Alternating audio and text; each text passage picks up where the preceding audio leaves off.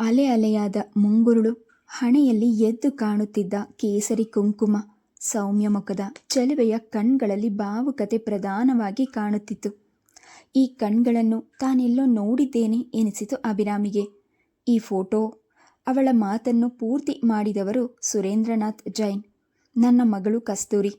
ಒಂದು ಕ್ಷಣ ಅಭಿರಾಮಿಯ ಹೃದಯ ತಲ್ಲಣಿಸಿ ಹೋಯಿತು. ಮತ್ತೆ ಮತ್ತೆ ಆ ಭಾವಚಿತ್ರವನ್ನು ನೋಡುತ್ತಿದ್ದಂತೆ ಅವಳ ಮನಸ್ಸಿನಲ್ಲಿ ಕೋಲಾಹಲ ಮೂಡಿತು. ಅಭಿ, ದಾದಾಜಿ ನಿನ್ನನ್ನು ಮಾತನಾಡಿಸಿದ್ದಾರೆ. ಭರತ್ ಬಂದು ಹೇಳಿದಾಗಲೇ ಅವಳಿಗೆ ವಾಸ್ತವತೆಯ ಅರಿವು ಮೂಡಿದ್ದು. ಸುರೇಂದ್ರನಾಥ್ ತಮ್ಮ ಬೀರುವಿನಿಂದ ಪುಟ್ಟ ಒಡವೆಯ ಪೆಟ್ಟಿಗೆ ತೆಗೆದು, ಈ ಉಂಗುರ ಭರತ್ಗೆ, ಈ ಸರ ಅಭಿರಾಮಿಗೆ, ಎರಡು ಮದುವೆಗೂ ನಾನು ಕೊಡ್ತಾ ಇರೋ ಉಡುಗೊರೆ ಎಂದಾಗ ಭರತ್ ಮುಜುಗರದಿಂದ, ಬೇಡಿ ದಾದಾಜಿ, ಪ್ಲೀಸ್, ಇಷ್ಟೊಂದು ಕಾಸ್ಟ್ಲಿ ಉಡುಗೊರೆ ನಮಗೆ ಬೇಡ.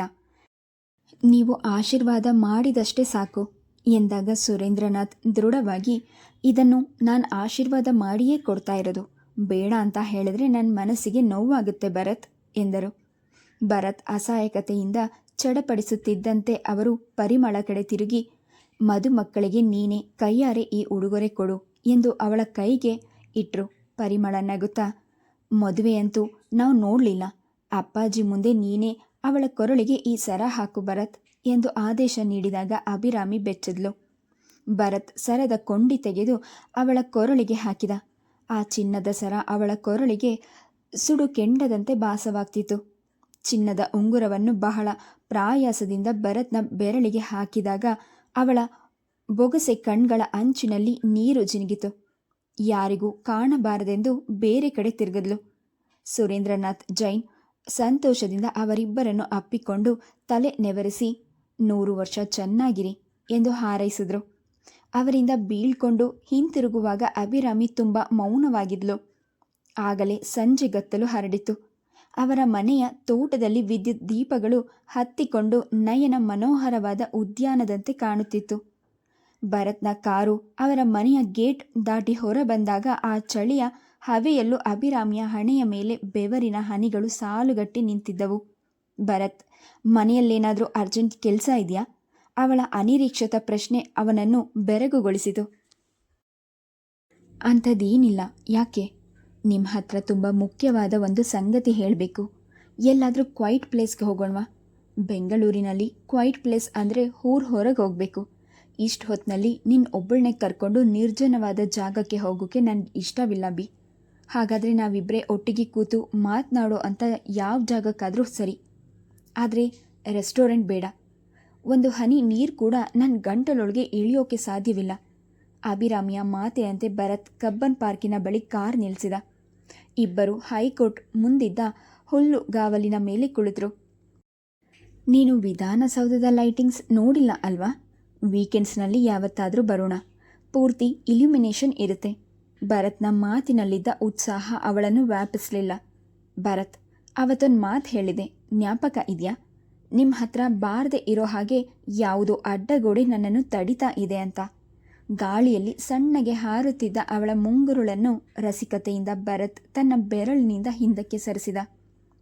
ಈಗ್ಯಾಕೆ ಆ ವಿಷಯ? ಹೇಳದೇ ಇದ್ರೆ ತಪ್ಪಾಗ್ಬಿಡುತ್ತೇನೋ ಅಂತ. ತಟ್ಟನೆ ಅವಳ ಕೈ ಹಿಡಿದು, ನಿನ್ನಲ್ಲಿ ಯಾವ ತಪ್ಪು ಇಲ್ಲ ಅನ್ನೋ ನಂಬಿಕೆ ನನಗೆ ಇದೆ ಅಭಿ ಎಂದು ಭರತ್ ಹೇಳಿದಾಗ ಅವಳ ಕಣ್ಣಂಚಿನಲ್ಲಿ ತೇವಾಂಶ ಇಣುಕಿತು. ಅವನು ಅವಳ ಕಣ್ಗಳನ್ನೇ ದೀರ್ಘವಾಗಿ ನೋಡುತ್ತಾ, ಇವತ್ತೇನೋ ಸರ್ಪ್ರೈಸ್ ಅಂತ ಆಗಲೇ ಹೇಳ್ದೆ ಎನ್ನುತ್ತಿದ್ದಂತೆ ಅಭಿರಾಮಿ ತಕ್ಷಣ ತಲೆ ಎತ್ತಿ ಅವನತ್ತ ದೃಷ್ಟಿಸಿದ್ಲು. ಅವನ ಕಣ್ಗಳಲ್ಲಿದ್ದ ನಿರೀಕ್ಷತೆಯ ಮಿಂಚು ಅವಳ ಹೃದಯದ ತಳಮಳವನ್ನು ಹೆಚ್ಚಿಸಿತು. ಇಲ್ಲ ಭರತ್ ಎಂದು ಬೆಚ್ಚಿ ಬಿದ್ದವಳಂತೆ ಉದ್ಗರಿಸಿದ್ಲು. ಹಾಗಾದರೆ ನಿನಗೆ ಈಗಲೇ ಹೇಳೋಕೆ ಇಷ್ಟ ಇಲ್ಲ ಅಂತಾನಾ, ಅಥವಾ ಇನ್ನೂ ಏನೂ ಸರ್ಪ್ರೈಸ್ ಇಲ್ಲ ಅಂತಾನಾ? ಭರತ್ ನಗುತ್ತಾ ಹೇಳಿದಾಗ ಅಭಿರಾಮಿ ಕೈಗಳಿಂದ ಮುಖ ಮುಚ್ಕೊಂಡ್ಳು. ಅವಳ ಬೆರಳ ಸಂದಿಯಲ್ಲಿ ನೀರು ಜುನುಗಿದ್ದು ಕಂಡಾಗಲೇ ಅವಳು ಅಳುತ್ತಿದ್ದಾಳೆಂದು ಅವನಿಗೆ ಅರಿವಾಗಿದ್ದು. ಅಭಿ, ಏನಾಯಿತು ಎಂದು ಗಾಬರಿಯಿಂದ ಕೇಳಿದಾಗ ಅವಳು ನವಿರಾಗಿ ಬಿಕ್ಕಳಿಸಿದ್ಲು. ಇದು ಪಬ್ಲಿಕ್ ಜಾಗ. ನನ್ನ ಮುಂದೆ ಹೀಗೆ ಕೂತ್ಕೊಂಡು ಅಳ್ತಾ ಇದ್ರೆ ನನ್ನಿಂದ ಏನೋ ತಪ್ಪಾಗ್ಬಿಟ್ಟಿದೆ ಅಂತ ಜನ ನನ್ನನ್ನು ದುರ್ಗುಟ್ಕೊಂಡು ನೋಡ್ತಾರೆ. ಪ್ಲೀಸ್ ಅಳು ನಿಲ್ಲಿಸು. ಬೇಕಾದರೆ ಈಗಲೇ ಮನೆಗೆ ಹೋಗೋಣ. ಭರತ್ ಮೆಲ್ಲು ದನಿಯಲ್ಲಿ ಅವಳನ್ನು ಸಾಂತ್ವನಗೊಳಿಸಲು ಯತ್ನಿಸಿದಾಗ ಅಭಿರಾಮಿ ಅಳುವನ್ನು ಬದಿಗೆ ತಂದ್ಕೊಂಡು, ನಾನು ನಾನು ಅನಂತಪುರಕ್ಕೆ ಹೋಗಿ ಮಮ್ಮಿ ಡ್ಯಾಡಿನ ನೋಡಬೇಕು. ತಡೆದು ಬಂದ ಮಾತುಗಳನ್ನು ಕೇಳಿ ಭರತ್ ಒಂದು ಕ್ಷಣ ಅವಳನ್ನೇ ದಿಟ್ಟಿಸಿದ. ಇಬ್ಬನಿಯಲ್ಲಿ ನೆನೆದ ಹೂವಿನಂತೆ ಅವಳ ನೀಳ ರೆಪ್ಪೆಗಳನ್ನು ನೋಡುತ್ತಾ ಅವನು ಇದ್ದಕ್ಕಿದ್ದಂತೆ ತಲೆ ಎತ್ತಿ ನಕ್ಬಿಟ್ಟ. ನೀನಿನ್ನೂ ಶುದ್ಧ ಎಳೆ ಮಗು ಅಭಿರಾಮಿ ಕೊಂಚ ಹುಬ್ಬು ಗಂಟಾಕಿದ್ಲು. ಭರತ್ ನಗುತ್ತಲೇ ಅವಳ ಕಡೆ ತಿರುಗಿ, ಇದೇನಾ ನಮ್ಮಿಬ್ಬರ ನಡುವೆ ಬರ್ತಾ ಇರೋ ಅಡ್ಡಗೋಡೆ? ಇದನ್ನು ಹೇಳೋಕೆ ಆವಾಗ್ಲಿಂದ ಸತಾಯಿಸ್ತಾ ಇದೆಯಾ ಎಂದಾಗ ಅವಳಿಗೆ ಕೋಪ ಹುಕ್ಕಿ ಬಂತು. ನನ್ನ ಫೀಲಿಂಗ್ಸ್ನ ಅಷ್ಟು ಹಗುರವಾಗಿ ತಗೋಬೇಡಿ. ಭರತ್ ನಗು ನಿಲ್ಲಿಸಲು ಯತ್ನಿಸುತ್ತಾ, ಓಕೆ ಸಾರಿ, ನಿನ್ನನ್ನು ಹಾಸ್ಯ ಮಾಡಬೇಕು ಅಂತ ಹೇಳಲಿಲ್ಲ I can understand your feelings. Mummy ಡ್ಯಾಡಿಯಿಂದ ದೂರ ಆಗಿರೋದು ಕಷ್ಟವಾಗ್ತಾ ಇದೆ ಅಲ್ವಾ ನಿನಗೆ? ಅವರನ್ನು ತುಂಬ ಮಿಸ್ ಮಾಡ್ತಾ ಇದೆಯಾ ಅನಿಸುತ್ತೆ ಎನ್ನುವಾಗ ಅವನ ನೋಟ ಮೃದುವಾಯಿತು. ಅಭಿರಾಮಿ ಅತಾರಳಾಗಿ, ನನ್ನನ್ನು ಅವರ ಹತ್ರ ಕರ್ಕೊಂಡು ಹೋಗ್ತೀರಾ ಭರತ್ ಎಂದು ಕೇಳಿದಾಗ ಅವನು ಕರಗಿ ಹೋದ. ಡೆಫಿನೆಟ್ಲಿ, ನಾಳೆ ಬೆಳಿಗ್ಗೆನೇ ಹೋಗೋಣ ಆಯಿತಾ? ನಿನ್ನ ಮನಸ್ಸಿಗೆ ಸಮಾಧಾನ ಆಗೋ ಹಾಗಿದ್ರೆ ಸ್ವಲ್ಪ ದಿನ ಅಲ್ಲೇ ಇದ್ಬಿಟ್ಟು ಬಾ ಎಂದು ತಾನೇ ತನ್ನ ಕರವಸ್ತ್ರದಿಂದ ಅವಳ ಕೆನ್ನೆ ಕಣ್ಗಳಿಂದ ಒರೆಸಿದ. ಅವರಿಬ್ಬರು ಮನೆಗೆ ಹಿಂತಿರುಗಿದಾಗ ಇಂದಿರಮ್ಮ ಮುಂಬಾಗಿಲಲ್ಲಿ ಕಾಯುತ್ತಾ ಕುಳಿತಿದ್ರು. ಯಾಕಮ್ಮ ಇಲ್ಲಿ ಕೂತಿದೀಯಾ? ಭರತ್ ಕಾಕುಲತೆಯಿಂದ ಕೇಳಿದ. ನೀವಿಬ್ರು ಬರೋವರೆಗೂ ನನಗೆ ಕಣ್ಣಿಗೆ ನಿದ್ದೆ ಹತ್ತಕ್ಕಿಲ್ಲಪ್ಪ. ತಾಯಿಯ ಮಮಕಾರ ಕಂಡು ಅವನ ಹೃದಯ ಭಾರವಾಯಿತು. ಡೈನಿಂಗ್ ಟೇಬಲ್ ಮೇಲೆ ಅಡಿಗೆ ಮುಚ್ಚಿಟ್ಟಿದ್ದೀನಿ, ಇಬ್ರು ಬಡಿಸ್ಕೊತೀರಾ ತಾನೇ? ಇಂದಿರಮ್ಮ ಕೇಳಿದಾಗ ಭರತ್ ಅವರತ್ತ ನೋಡಿದ. ಆಯಾಸ ನಿದ್ದೆಯಿಂದ ಅವರ ಕಣ್ಗಳು ಕೆಂಪೇರಿದವು. ನೀನು ಮಲ್ಕೋ ಹೋಗಮ್ಮ, ನಮ್ಗೇನಂತ ಹಸಿವಿಲ್ಲ. ಜೈನ್ ಅವರ ಮನೆಯಲ್ಲಿ ಹೊಟ್ಟೆ ಬಿರಿಯೋ ಹಾಗೆ ತಿನ್ಬಿಟ್ಟಿದ್ದಾರೆ. ಬೇಕಾದರೆ ಸ್ವಲ್ಪ ಮೊಸರನ್ನ ತಿಂದು ಮಲ್ಕೊತೀವಿ. ಭರತ್ ಹೇಳುತ್ತಿದ್ದಂತೆ ಇಂದಿರಮ್ಮ ಅಭಿರಾಮಿಯ ಕಡೆ ತಿರುಗಿ, ಪಾತ್ರೆಯೆಲ್ಲ ಇಲ್ಲೇ ಇರಲಿ, ನೀನೇನು ತೊಳೆಯೋಕೆ ಹೋಗಬೇಡ, ನಾಳೆ ಎಲ್ಲ ಕೆಲಸದವಳಿಗೆ ಹಾಕ್ತೀನಿ ಎಂದು ತಮ್ಮ ರೂಮಿಗೆ ನಡೆದರು. ನನಗೆ ಹಸಿವೆ ಇಲ್ಲ ಭರತ್, ಬೇಕಾದರೆ ನೀವು ಊಟ ಮಾಡಿ, ನಾನು ಬಡಿಸ್ತೀನಿ, ಅಭಿರಾಮಿ ಮೆಲ್ಲನೆ ಹೇಳಿದ್ಲು. ಮೈ ಗಾಡ್, ನನಗಂತೂ ಹೊಟ್ಟೆ ತುಂಬೋಗಿದೆ. ನಾನು ಡ್ರೆಸ್ ಚೇಂಜ್ ಮಾಡಿ ಬರ್ತೀನಿ. ಒಂದು ಲೋಟ ಹಾಲು ಬಿಸಿ ಮಾಡಿ ರೂಮಿಗೆ ತಂದುಕೊಡು ಎನ್ನುತ್ತಾ ಅವನು ಮಹಡಿ ಏರಿದ. ಅಭಿರಾಮಿ ಹಾಲಿನ ಲೋಟ ಹಿಡಿದು ಬಂದಾಗ ಭರತ್ ಆಗಲೇ ನೈಟ್ ಸೂಟ್ ಹಾಕಿಕೊಂಡು ಹಾಸಿಗೆಯಲ್ಲಿ ಅಡ್ಡಾಗಿದ್ದ. ಅವಳು ಬಂದಿದ್ದನ್ನು ಕಂಡು ಮಲಗಿದಂತೆಯೇ ಎದ್ದು ಹೊರಗಿ, ಇಲ್ಲೇ ಕೊಡು ಎಂದು ಕೈ ನೀಡಿದಾಗ ಅವಳು ಅಳಕಿನಿಂದಲೇ ಅವನ ಬಳಿಗೆ ಬಂದು ಲೋಟ ಅವನ ಮುಂದೆ ಹಿಡಿದ್ಲು. ನಿನಗೆ ಬೇಡ, ನೀವು ಕುಡೀರಿ. ಅವಳ ಧ್ವನಿ ತಗ್ಗಿತು. ಅವನು ಮತ್ತೆ ಅವಳಿಗೆ ಬಲವಂತ ಮಾಡಲಿಲ್ಲ. ಅವನು ಹಾಲು ಕುಡಿದು ಮುಗಿಸಿದಾಗಲೂ ಅವಳು ಮಲಗದೆ ಹಾಗೆಯೇ ನಿಂತಿದ್ದನ್ನು ಕಂಡು ಅವನಿಗೆ ನಗು ಬಂತು. ಮಲ್ಗೋದಿಲ್ವೇ? ತುಸು ಕೆದರಿದ ತಲೆ ಕೂದಲು ಮಾದಕತೆಯನ್ನು ಸೆರೆ ಹಿಡಿದುಕೊಂಡಂತಿದ್ದ ಅವನ ಕಣ್ಣೋಟ ಕಂಡು ಅವಳಿಗೆ ಕಸಿವಿಸಿಯಾಯಿತು. ನನಗೀಗಲೇ ನಿದ್ದೆ ಬರ್ತಾ ಇಲ್ಲ. ಭರತ್ ಸರಕ್ಕನೆ ಎದ್ದು ಬಂದಾಗ ಅವಳು 2 ಹೆಜ್ಜೆ ಹಿಂದೆ ಸರಿದ್ಲು. ಅವನು ಅವಳ ಬಳಿ ನಿಂತು ಅವಳ ಮುಖವನ್ನೇ ದಿಟ್ಟಿಸಿದ. ನಿದ್ದೆಯಿಂದ ಕಣ್ಣು ಎಳೆದುಕೊಂಡು ಹೋಗ್ತಿದೆ, ಆದರೂ ನಿದ್ದೆ ಬರ್ತಾ ಇಲ್ಲ ಅಂತ ಸುಳ್ಳು ಯಾಕೆ ಹೇಳ್ತೀಯಾ? ಅವಳು ಕತ್ತೆತ್ತಿ ಕಣ್ಣು ಅಗಲಿಸಿಕೊಂಡು ಅವನತ್ತ ನೋಡಿದ್ಲು. ಅದರಲ್ಲಿ ಪ್ರತಿಬಿಂಬಿಸುತ್ತಿದ್ದ ಆತಂಕ ದುಗುಡವನ್ನು ಕಂಡಾಗ ಅವನ ನೋಟ ಮೃದುವಾಯಿತು. ಹಠ ಮಾಡದೆ ಮಲ್ಕೋ ಬಾ ಎಂದು ಅವಳ ಭುಜದ ಸುತ್ತಲೂ ಕೈ ಹಾಕಿ ಕರೆದೊಯ್ದು ತಾನೇ ಅವಳನ್ನು ಮಂಚದ ಮೇಲೆ ಮಲಗಿಸಿದ. ಅವನ ಛಾಯೆ ತಾಯಿ ಮಗುವನ್ನು ಸಂತೈಸಿ ಮಲಗಿಸುವಂತಿತ್ತು. ಅವನು ಅವಳ ಮುಂಗುರುಳನ್ನು ಹಣೆಯಿಂದ ಹಿಂದಕ್ಕೆ ಸರಿಸಿ, ನಾಳೆ ಬೆಳಿಗ್ಗೆ ನಾವಿಬ್ಬರು ಅನಂತಪುರಕ್ಕೆ ಹೋಗ್ತಾ ಇದ್ದೀವಿ, ನಿಶ್ಚಿಂತೆಯಿಂದ ನಿದ್ದೆ ಮಾಡು, ಗುಡ್ ನೈಟ್ ಎಂದಾಗ ಅಭಿರಾಮಿ ಪಕ್ಕಕ್ಕೆ ತಿರುಗಿ ದಿಂಬಿನಲ್ಲಿ ಮುಖ ಹೊದಗಿಸಿದ್ಲು. ತಾನು ಭರತ್ನ ನಡವಳಿಕೆಯ ಬಗ್ಗೆ ಭಾವಿಸಿದ್ದು ತೀರಾ ಕ್ಷುಲ್ಲಕ ಎನಿಸಿ ಅವಳಿಗೆ ಹೀನಾಯವಾಯಿತು. ಭರತ್ ದೀಪವಾರಿಸಿ ಮಲಗಿದ ಮೇಲೂ ಅವಳ ಕಣ್ಣಿಗೆ ನಿದ್ದೆ ಹತ್ತಲಿಲ್ಲ. ಇಂದಿನ ರಾತ್ರಿಯ ಬಗ್ಗೆ ಅವಳ ಮನಸ್ಸಿನಲ್ಲಿ ಮೂಡಿದ ಅನಿರೀಕ್ಷಿತ ಕನಸು ಎಲ್ಲ ಇದ್ದಕ್ಕಿದ್ದಂತೆ ಛಿದ್ರವಾಗಿ ಹೋಗಿತು. ಇದಕ್ಕೆ ಕಾರಣ ತನ್ನ ಮನಸ್ಸಿನ ಅಸ್ತವ್ಯಸ್ತತೆಯೇ? ಪರಿಮಳ ಜೈನರವರ ಅನಿರೀಕ್ಷಿತ ಭೇಟಿಯಾಗಿದ್ದೆ? ಜೈನರವರ ಮನೆಗೆ ಹೋಗಿದ್ದೆ? ಯಾವುದೆಂದು ಪರಿಗಣಿಸಲಾಗದೆ ಅವಳ ಮನಸ್ಸು ತೊಳಲಾಟಕ್ಕೆ ಸಿಲುಕಿ ಹಣ್ಣಾಗಿತ್ತು. ಮರುದಿನ ಅವರಿಬ್ಬರು ಇದ್ದಕ್ಕಿದ್ದಂತೆ ಅನಂತಪುರಕ್ಕೆ ಹೊರಟು ನಿಂತಿದ್ದು ರಾಯರು ಹಾಗೂ ಇಂದಿರಮ್ಮನಿಗೆ ಆಶ್ಚರ್ಯವಾಯಿತು. ಇವತ್ತು ಹೊರಡ್ತಿದ್ದೀರಿ ಅಂತ ಮೊದಲೇ ಒಂದು ಮಾತು ಹೇಳಿದರೆ ಬೆಳಗ್ಗೆ ಬೇಗ ಎದ್ದು ತಿಂಡಿ ಮಾಡ್ತಿದ್ನಲ್ಲೋ ಭರತ್, ಇದ್ದಕ್ಕಿದ್ದ ಹಾಗೆ ಡಿಸೈಡ್ ಆಯ್ತಮ್ಮ. ಯಾಕೋ ಊರಿಗೆ ಹೋಗಬೇಕು ಅಂತ ಅಭಿ ನಿನ್ನೆ ಅಳ್ತಾ ಕೂತ್ಬಿಟ್ಟಿದ್ಲು. ಭರತ್ ಹೇಳಿದಾಗ ಇಂದಿರಮ್ಮ ಅಭಿರಾಮಿಯ ಕಡೆ ನೋಡಿದ್ರು. ರಾತ್ರಿಯೆಲ್ಲ ನಿದ್ದೆಗೆಟ್ಟು ಕರುವಾಗಿ ಅವಳ ಕಣ್ಗಳು ಜೋತು ಹೀನವಾಗಿದ್ದವು. ಬಾಡಿದ ಮುಖ, ಕೆಂಪೇರಿ ಊದಿಕೊಂಡಿದ್ದ ಕಣ್ಗಳನ್ನು ಕಂಡು ಸಹಜವಾಗಿ ಆಕೆಯ ಕರುಳು ಚುರುಕೆಂದಿತು. ಪಾಪ, ಇನ್ನು ಮನೆಗೆ ಬಂದು ಹೊಸ್ತು. ತಂದೆ ತಾಯಿಯನ್ನು ನೋಡಬೇಕು ಅನ್ನೋ ಹಂಬಲ ಇದ್ದೇ ಇರುತ್ತೆ. ಧಾರಾಳವಾಗಿ ಕರ್ಕೊಂಡು ಹೋಗು. ಗಂಗಾಧರ್ ರಾಯರು ಕಳಕಳೆಯಿಂದ ನೋಡಿದ್ರು. ದಾರಿಗೇನಾದರೂ ಊಟ ತಿಂಡಿ ಕಟ್ಕೊಡ್ಲಾ? ಇಂದಿರಮ್ಮ ವಿಚಾರಿಸಿಕೊಂಡ್ರು. ಏನು ಬೇಡ ಅಮ್ಮ, ದಾರಿಯಲ್ಲೇ ಎಲ್ಲಾದರೂ ಹೋಟೆಲ್ನಲ್ಲಿ ತಗೊಂತೀವಿ. ಇವತ್ತು ಅವಳನ್ನು ಅಲ್ಲೇ ಬಿಟ್ಟು ನಾಳೆ ಹೊತ್ತಿಗೆ ವಾಪಸ್ ಬಂದ್ಬಿಡ್ತೀನಿ. ಅಭಿ ಸ್ವಲ್ಪ ದಿನ ಇದ್ದು ಬರ್ತಾಳೆ. ಭರತ್ ಹೇಳುತ್ತಿದ್ದಂತೆ ಅಭಿರಾಮಿ ಇಂದಿರಮ್ಮನವರ ಕೈ ಹಿಡಿದುಕೊಂಡ್ಳು. ಅತ್ತೆ ಮಾವ, ನಾನು ಹೋಗ್ಬಿಟ್ಟು ಬರ್ತೀನಿ ಎನ್ನುವಷ್ಟರಲ್ಲಿ ಅವಳ ಧ್ವನಿ ಗದ್ಗದವಾಯಿತು. ಇಂದಿರಮ್ಮ ನಗುತ್ತಾ, ಹುಚ್ಚುಡುಗಿ, ಅದಕ್ಕೆ ಅಳೋದ್ಯಾಕೆ? ತವರಿನ ವ್ಯಾಮೋಹ ಎಲ್ಲ ಹೆಣ್ಮಕ್ಳಿಗೂ ಇರೋದೆ. ಮಡಿಲಲ್ಲಿ ಒಂದು ಮಗು ಬರೋ ತನಕ ಅಷ್ಟೆ. ಆಮೇಲೆ ನಿನಗೆಲ್ಲಿ ಬಿಡು ಸಿಗುತ್ತೆ? ನೀನಾಯಿತು, ನಿನ್ನ ಸಂಸಾರ ಆಯಿತು, ನೀನೇ ಅಭ್ಯಾಸ ಮಾಡ್ಕೊಂಡು ಬಿಡ್ತೀಯ. ಈಗ ಸಂತೋಷವಾಗಿ ಹೋಗ್ಬಿಟ್ ಬಾ ಎಂದು ಅವಳ ತಲೆ ಸವರಿ ಬೀಳ್ಕೊಟ್ರು. ಸಂಸಾರ ಎಂದಾಗ ಅವಳಿಗೆ ಆ ಸಮಯದಲ್ಲೂ ನಗು ಬಂತು. ಮನ್ಮಥನಂಥ ಗಂಡ, ಚಿನ್ನದಂಥ ಅತ್ತೆ ಮಾವ, ಆದರೂ ತನಗೆ ಸಂಸಾರ ಮಾಡಲು ಸಾಧ್ಯವಾಗ್ತಿಲ್ಲ. ತನಗ್ಯಾಕೆ ಹೀಗಾಗ್ತಿದೆ? ಯಾವ ಕರಾಳ ಹಸ್ತ ತನ್ನ ಮನಸ್ಸನ್ನು ಸಂಸಾರ ಸುಖದಿಂದ ನಿಗ್ರಹಿಸ್ತಾ ಇದೆ? ಯಾವ ಘಟನೆ ತನ್ನ ಹೃದಯದಲ್ಲಿ ಅಶಾಂತಿಯ ಬಿರುಗಾಳಿಯನ್ನು ಎಬ್ಬಿಸ್ತಾ ಇದೆ? ತನ್ನ ಬಾಳಿಗೆ ಎಲ್ಲಿಂದ ಬಂದು ತಗಲಿದೆ ಈ ಕಿಚ್ಚು? ಇದು ಉಪಶಮನ ಆಗುವ ಬಗ್ಗೆ ಹೇಗೆ? ಒಂದೇ ಸಮನೆ ಪ್ರಶ್ನೆಗಳು ಮುತ್ತಿದಾಗ ಅಭಿರಾಮಿ ತತ್ತರಿಸಿ ಹೋದ್ಲು. ದಾರಿಯಲ್ಲಿ ಸಾಗುವಾಗಲೂ ಅವಳು ಮೌನವಾಗಿ ಕುಳಿತಿರೋದನ್ನು ಕಂಡು ಭರತ್ ಎಡಗೈಯಿಂದ ನವಿರಾಗಿ ಅವಳ ಕೆನ್ನೆ ತಟ್ಟಿ, ಇನ್ನೂ ಹೋಮ್ ಸಿಕ್ತಾ ಎಂದು ಕೇಳಿದಾಗ ಅವಳು ನಯವಾಗಿಯೇ ಅವನ ಕೈ ದೂರ ಸರಿದ್ಲು. ಹಾಗೇನಿಲ್ಲ, ಡ್ರೈವಿಂಗ್ ಮಾಡ್ತಾ ನಾನು ಮಾತನಾಡಿಸಿದ್ರೆ ನಿಮಗೆ ಡಿಸ್ಟರ್ಬ್ ಆಗುತ್ತೆ. ಮಾತನಾಡ್ದೆಯೇ ನನ್ನನ್ನು ತುಂಬ ಡಿಸ್ಟರ್ಬ್ ಮಾಡ್ತಾ ಇದೆಯಾ ಅನ್ನೋದು ನಿನಗೆ ಗೊತ್ತಾ? ಅವನ ಮಾತಿನ ಹಿಂಗಿತ ಅರಿಯಲು ಥಟ್ಟನೆ ಅವನ ಮುಖ ನೋಡಿದ್ಲು. ಅಲ್ಲಿ ತುಂಟತನದ ಲೇಪನ ಬಿಟ್ಟು ಕುಹಕವೇನೂ ಕಾಣಿಸ್ಲಿಲ್ಲ. ಊರು ತಲುಪಿದಾಗ ಸುಮಾರು 10 ಗಂಟೆ ಆಗಿತ್ತು. ಮನೆಯ ಮುಂದೆ ಕಾರ್ ನಿಂತ ಸದ್ದು ಕೇಳಿ ರೇಣುಕಾ ಕಿಟಕಿಯಿಂದ ನೋಡಿದವಳೆ ಸಂಭ್ರಮಾಶ್ಚರ್ಯದಿಂದ ಬಾಗಿಲು ತೆಗೆದುಕೊಂಡು ಹೊರಗೆ ಬಂದ್ಲು.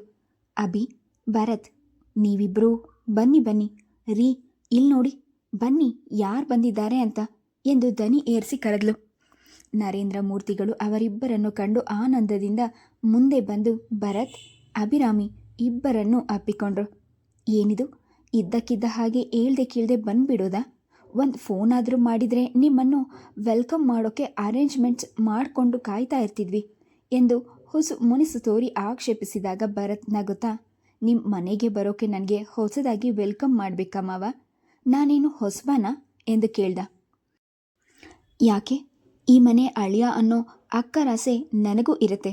ಮೊದಲನೇ ಸಲ ನೀವು ಅಭಿ ಮನೆಗೆ ಬಂದರೆ ಯಾವ ರೀತಿ ಸ್ವಾಗತಿಸಬೇಕು ಅಂತ ನಾನು ರೇಣುಕಾ ಎಷ್ಟು ಪ್ಲ್ಯಾನ್ ಮಾಡ್ತಿದ್ವಿ ಗೊತ್ತಾ? ಇದ್ದಕ್ಕಿದ್ದ ಹಾಗೆ ಹೇಳ್ದೆ ಕೇಳ್ದೆ ಬಂದು ನಮಗೆ ಡಿಸಪಾಯಿಂಟ್ ಮಾಡಿಬಿಟ್ರಿ.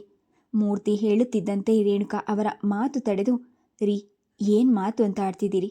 ಅವ್ರ ಮನೆಗೆ ಅವರು ಬಂದಿದ್ದಾರೆ ಅಂತ ಸಂತೋಷ ಪಡೋದು ಬಿಟ್ಟು ಏನೇನೋ ಹೇಳಬೇಡಿ. ಬಾಪ ಭರತ್, ಬಾರೆ ಅಭಿ ಎಂದು ಇಬ್ಬರನ್ನು ಸ್ವಾಗತಿಸಿದ್ಲು. ಮಾವನ ಸ್ವಭಾವ ನನಗೆ ಗೊತ್ತಿಲ್ವಾ? ಭರತ್ ನಗುತ್ತಾ ಒಳಗೆ ಬಂದ.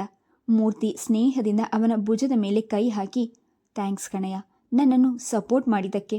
ಅಂತೂ ನನಗೆ ತಕ್ಕ ಅಳಿಯ ಸಿಕ್ಕಿದ್ದಾನೆ ಅನ್ನೋದೇ ನನಗೆ ತುಂಬ ಸಂತೋಷ ಎಂದರು. ಇಷ್ಟೆಲ್ಲ ಮಾತುಕತೆ ನಡೆದರೂ ತುಟಿ ಬಿಚ್ಚದೆ ಸುಮ್ಮನೆ ಕುಳಿತಿದ್ದ ಮಗಳನ್ನು ಕಂಡು ರೇಣುಕಾಗೆ ಆಶ್ಚರ್ಯವಾಯಿತು. ಮದುವೆ ಆದಮೇಲೆ ಏನಿಷ್ಟು ಗಾಂಭೀರ್ಯ ಕಲ್ತುಬಿಟ್ಟಿದ್ದಾಳೆ ನನ್ನ ಮಗಳು? ಎಲ್ಲ ನಿನ್ನ ಟ್ರೈನಿಂಗ ಭರತ್? ಭರತ್ ಅವಳ ಪ್ರಶ್ನೆಯನ್ನು ಹಗುರವಾಗಿ ತೇಲಿಸಿ, ಎಲ್ಲ ನಿಮ್ಮ ಮಗಳ ಹಠ. ನಿಮ್ಮನ್ನೆಲ್ಲ ನೋಡಬೇಕು ಅಂತ ನನ್ನನ್ನು ನಿಂತ ಕಾಲಿನಲ್ಲಿ ಹೊರಡಿಸ್ಕೊಂಡು ಬಂದಿದ್ದಾಳೆ. ನಿಮ್ಮನ್ನು ನೋಡಿದ ಸಂತೋಷದಿಂದ ಮಾತನಾಡೋಕ್ಕಾಗ್ತಾ ಇಲ್ಲ ಅನಿಸುತ್ತೆ ಅವಳಿಗೆ ಎಂದು ಅಭಿರಾಮಿಯ ಕಡೆ ಓರೆ ನೋಟ ಬೀರಿದ. ಹೌದೇನೆ ಅಭಿ? ರೇಣುಕಾ ಮಗಳನ್ನು ವಿಚಾರಿಸಿಕೊಂಡಾಗ ಅಭಿರಾಮಿ ಉತ್ತರಿಸಲಿಲ್ಲ. ಮರುಕ್ಷಣದಲ್ಲೇ ಅವಳು ಬಿಕ್ಕಿ ಬಿಕ್ಕಿ ಅಳಲು ಆರಂಭಿಸಿದಾಗ ಎಲ್ಲರೂ ದಿಗ್ಭ್ರಾಂತರಾದರು. ಭರತ್ ಕೂಡ ಅವಳ ಈ ರೀತಿ ಪ್ರತಿಕ್ರಿಯೆ ನೀಡಬಹುದೆಂದು ಊಹಿಸಿರಲಿಲ್ಲ. ರೇಣುಕಾ ಬೇಸರದ ದನಿಯಲ್ಲಿ, ಮಕ್ಕಳನ್ನು ಅತಿ ಮುದ್ದು ಮಾಡಿ ಬೆಳೆಸಿದ್ರೆ ಹೀಗೆ ಆಗೋದು. ನಮ್ಮನ್ನು ನೋಡಬೇಕು ಅಂತ ಹತ್ತು ಕರೆದು ರಂಪ ಮಾಡ್ಕೊಂಡು ಬಂದಿದೀಯಾ? ನಾವು ನಿನ್ನನ್ನು ಸರಿಯಾಗಿ ಬೆಳೆಸಿಲ್ಲ ಅಂತ ನಿಮ್ಮ ಅತ್ತೆ ಮಾವನಿಗೆ ನಮ್ಮ ಬಗ್ಗೆ ಬೇಜಾರು ಆಗೋ ಹಾಗೆ ಮಾಡ್ತಾ ಇದೀಯಾ ಎಂದು ಅವಳನ್ನು ಗದರಿದ್ಲು. ಭರತ್ ತಕ್ಷಣ ಬಾಯಿ ಹಾಕಿ, ಅತ್ತೆ ಪ್ಲೀಸ್ ಅವಳನ್ನು ಬೈಬೇಡಿ, ಅವಳೇನು ಗಲಾಟೆ ಮಾಡಿಕೊಂಡು ಬರಲಿಲ್ಲ, ಸುಮ್ಮನೆ ತಮಾಷೆಗೆ ಅವಳನ್ನು ರೇಗಿಸೋಕೆ ನಾನು ಹೇಳಿದ್ದು. ಅವಳು ನಿಮ್ಮನ್ನು ತುಂಬ ಮಿಸ್ ಮಾಡ್ತಿದ್ದಾಳೆ ಅಂತ ನನಗೆ ಅನಿಸುತ್ತೆ, ಅದಕ್ಕೆ ನಾನೇ ಅವಳನ್ನು ಕರ್ಕೊಂಡು ಬಂದೆ ಎಂದು ಸಮರ್ಥನೆ ನೀಡಿದ. ಅಭಿರಾಮಿ ಮಾತನಾಡಲಿಲ್ಲ, ಅಳುತ್ತಲೇ ಇದ್ಲು. ಮೂರ್ತಿಗಳು ವಾತಾವರಣ ತಿಳಿಗೊಳಿಸುವ ಸಲುವಾಗಿ, ಹೋಗ್ಲಿ ಬಿಡು ರೇಣುಕಾ, ಬಂದ ತಕ್ಷಣ ಮಗುನ ಯಾಕೆ ಗದರ್ತೀಯ? ಇಬ್ಬರು ಪ್ರಯಾಣ ಮಾಡಿಕೊಂಡು ಸಾಕಾಗಿ ಬಂದಿದ್ದಾರೆ, ಕಾಫಿ ಮಾಡಿಕೊಡು, ಸ್ವಲ್ಪ ರೆಸ್ಟ್ ತಗೊಳ್ಳಿ, ಊಟ ಮಾಡಿ ಮಲ್ಕೊಳ್ಳಿ ಎಂದಾಗ ರೇಣುಕಾ ಗಡಬಡಿಸಿ ಎದ್ಲು. ಇಬ್ಬರು ಮುಖ ತೊಳ್ಕೊಂಡು ಬನ್ನಿ, ಬಿಸಿ ಬಿಸಿಯಾಗಿ ಕಾಫಿ ತರ್ತೀನಿ. ಎಲ್ಲರೂ ಒಟ್ಟಿಗೆ ಕುಳಿತು ಕಾಫಿ ಕುಡಿಯುತ್ತಿದ್ದಂತೆ ವಾತಾವರಣ ಕೊಂಚ ತಿಳಿಯಾಯಿತು. ಮಾವ, ನಾನು ನಾಳೆ ಬೆಳಗ್ಗೆನೆ ಹೊರಡ್ಬಿಡ್ತೀನಿ ಭರತ್ ಹೇಳಿದಾಗ ಮೂರ್ತಿ ರೇಣುಕಾ ಇಬ್ಬರು ಮುಖ ಮುಖ ನೋಡ್ಕೊಂಡ್ರು. ಅಂದರೆ ನೀವಿಬ್ಬರು ಇಲ್ಲಿ ಇರೋಕ್ಕೆ ಬಂದಿಲ್ವಾ?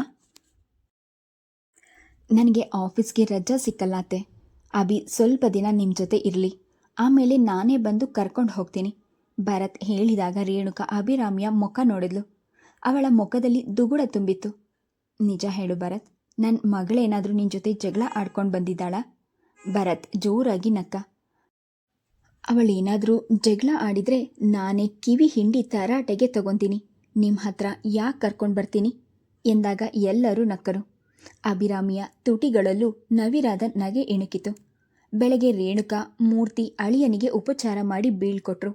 ಹೊರಡುವ ಮುನ್ನ ಭರತ್ ಅಭಿರಾಮಿಯ ರೂಮಿಗೆ ಬಂದು, ನಾನು ಹೊರಡ್ತೀನಿ ಅಭಿ, ಆಗಾಗ ಫೋನ್ ಮಾಡ್ತಾ ಇರು, ಅಪ್ಪ ಅಮ್ಮನ ಜೊತೆ ನೀನು ಮಾತನಾಡಿದ್ರೆ ಅವರಿಗೂ ಸಮಾಧಾನ ಇರುತ್ತೆ, ಆಮೇಲೆ ನನ್ನನ್ನು ನಿಮ್ಮ ಮನೆಗೆ ವಾಪಸ್ ಕರ್ಕೊಂಡು ಹೋಗ್ತೀರಾ ತಾನೆ?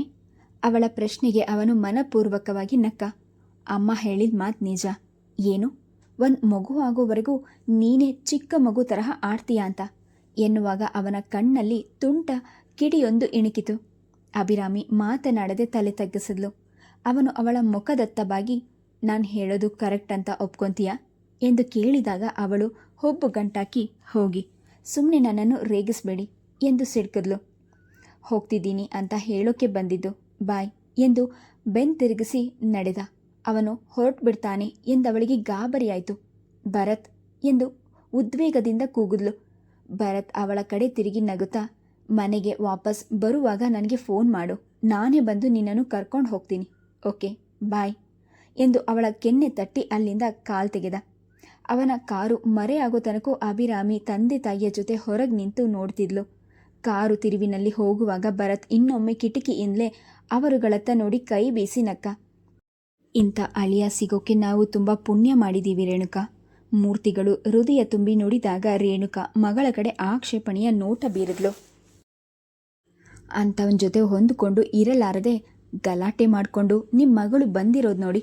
ಅಭಿರಾಮಿ ಸಿಟ್ಟಿನಿಂದ, ಸುಮ್ಮನೆ ಏನೇನೋ ಮಾತನಾಡಬೇಡ ಮಮ್ಮಿ, ನಾನೇನು ಭರತ್ ಜೊತೆ ಜಗಳ ಆಡ್ಕೊಂಡು ಬಂದಿಲ್ಲ ಎಂದು ರೇಗಿದ್ಲು. ಮತ್ತ್ಯಾಕೆ, ಮದುವೆಯಾಗಿ ಇನ್ನೂ ತಿಂಗಳಾಗಿಲ್ಲ, ಆಗಲೇ ಗಂಡನ ಮನೆಯಿಂದ ಬಂದುಬಿಟ್ರೆ ನಾವೇನು ಅನ್ಕೊಬೇಕು? ಮದುವೆ ಮಾಡ್ಕೊಟ್ಮೇಲೆ ಹೆಣ್ಮಕ್ಳು ತಂದೆ ತಾಯಿ ಮನೆಗೆ ಬರಲೇಬಾರ್ದಾ?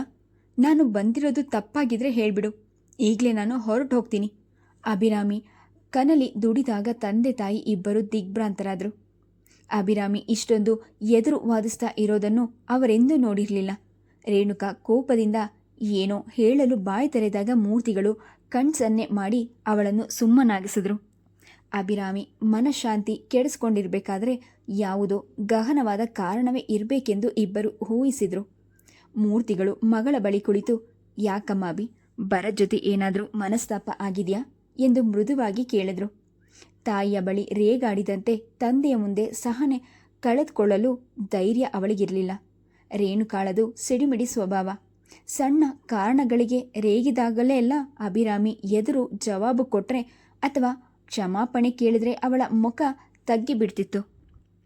ಆದರೆ ಮೂರ್ತಿಗಳ ಸ್ವಭಾವ ಅದಕ್ಕೆ ತದ್ವಿರುದ್ಧದ್ದು. ಸಾಮಾನ್ಯವಾಗಿ ಅವರಿಗೆ ಕೋಪ ಬರುತ್ತಿದ್ದೇ ಕಡಿಮೆ, ಆದರೆ ಒಮ್ಮೆ ಕೆರಳಿದರೆಂದರೆ ಅದನ್ನು ಶಮನ ಮಾಡೋದು ಪ್ರಾಯಾಸದ ಕೆಲಸವಾಗ್ತಿತ್ತು. ಎಷ್ಟೋ ಬಾರಿ ದಿನಗಟ್ಟಲೆ ಅವರ ಕೋಪದ ಬಿಸಿ ಆರುತ್ತಿರಲಿಲ್ಲ. ಈ ಕಾರಣಕ್ಕೆ ರೇಣುಕಾ ಅಭಿರಾಮಿ ಇಬ್ಬರು ಆದಷ್ಟು ಮೂರ್ತಿಗಳಿಗೆ ಸಿಟ್ಟು ಬಾರದಂತೆ ಎಚ್ಚರ ವಹಿಸುತ್ತಿದ್ದರು. ಅಭಿರಾಮಿ ತಲೆ ತಗ್ಗಿಸಿ, ಇಲ್ಲ ಡ್ಯಾಡಿ, ನನಗೆ ಯಾಕೋ ಮನಸ್ಸು ಸರಿಯಾಗಿಲ್ಲ. ನಿಮ್ಮ ಜೊತೆ ಒಂದು ವಿಷಯ ಮಾತನಾಡಬೇಕಿತ್ತು.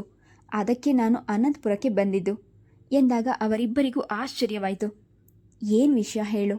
ಅಭಿರಾಮಿ ಅವರನ್ನೇ ನೇರವಾಗಿ ನೋಡುತ್ತಾ, please subscribe the channel, like and share, thank you.